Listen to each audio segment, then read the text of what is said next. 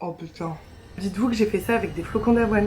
C'est une dinguerie. Un jour, une recette salée avec du flocon d'avoine. Pour cette première vidéo, je me sens obligée de faire le porridge salé. C'est un truc que j'ai découvert il y a pas longtemps et qui est vraiment délicieux. Donc on part directement au fourneau. J'ai commencé par m'occuper de la star du plat, c'est-à-dire les flocons d'avoine. J'ai mis 60 grammes, mais après vous adaptez en fonction de vos besoins. Ensuite, j'ai ajouté de la sauce tomate déjà toute préparée. Ça a un peu glissé, du coup j'en ai enlevé quand même un peu. J'ai ajouté de l'eau, mais pas trop. Je voulais voir d'abord ce que ça faisait avec les flocons d'avoine quand on les ajoutait, s'ils étaient bien recouverts ou non. Alors moi, je suis quelqu'un qui cuisine tout à l'œil, mais si vous voulez, je vous ai mis en description toutes les quantités si vous avez vraiment peur de rater. J'ai ajouté du persil et du basilic séché parce que j'en avais pas du frais, mais si vous en avez du frais, ça doit être tellement bon. Pendant la cuisson, les flocons d'avoine vont tout boire et j'avais vraiment l'impression qu'il y avait pas assez d'eau, du coup j'en ai ajouté encore un peu. Une fois que ça me paraissait bien, j'ai recouvert pendant 7 minutes à feu moyen. À mi-cuisson, j'ai quand même vérifié que c'était pas en train de cramer, je décollais les flocons d'avoine. Et après les 7 minutes, j'ai encore décollé, j'ai ajouté du parmesan et j'ai ajouté un œuf et ça vous permet d'avoir le porridge ultra crémeux. Je vous conseille de mélanger assez vite, comme ça l'œuf n'a pas le temps de cuire. Je vous l'avais pas dit, mais je cherchais à faire un porridge façon margarita et bien évidemment qu'on va rajouter de la mozzarella en fait. D'ailleurs, grosse dédicace à la fille qui m'avait dit de tester le porridge façon margarita, je t'adore. Une fois que la mozzarella a bien fondu, on peut commencer le dressage. Pour ajouter un peu de protéines, à côté j'ai fait cuire des falafels, mais je me dis qu'avec des boulettes de viande ça doit être exceptionnel. J'ai encore ajouté un poco di parmigiano Et les falafels, bon appetito. Ça a l'air juste génial. Regardez.